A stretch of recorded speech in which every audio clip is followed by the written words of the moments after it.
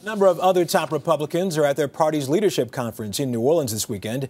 And that's where we find our political analyst, John Dickerson. John, good evening. Good evening, Russ. Big doings down your way. What's the headline thus far?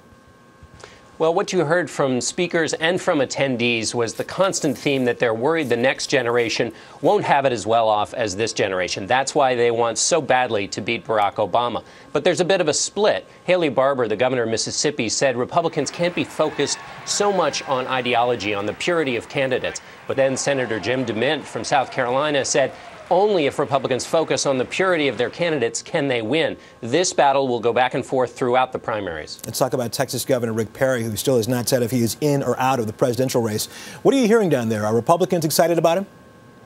They are excited. There are a lot of Republicans who'd like a couple of more people to join in the race, and you hear Rick Perry's name. He's noodling it. His advisors are calling around in Iowa, that first key caucus state. When I was in Iowa talking to people out there, they kept bringing up Perry's name. He's got a few days, though. He says he won't announce what his decision is until after the Texas legislature is out, and that happens later this month. Michele Bachmann, of course, is in the race, and she was there yesterday. What kind of reaction did she get?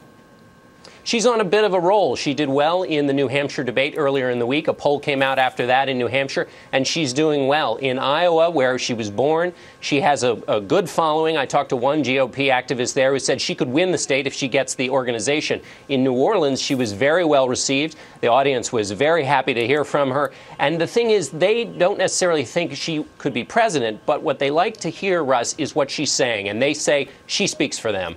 John Dickerson in New Orleans, as always. Thanks a lot. Thanks, Russ.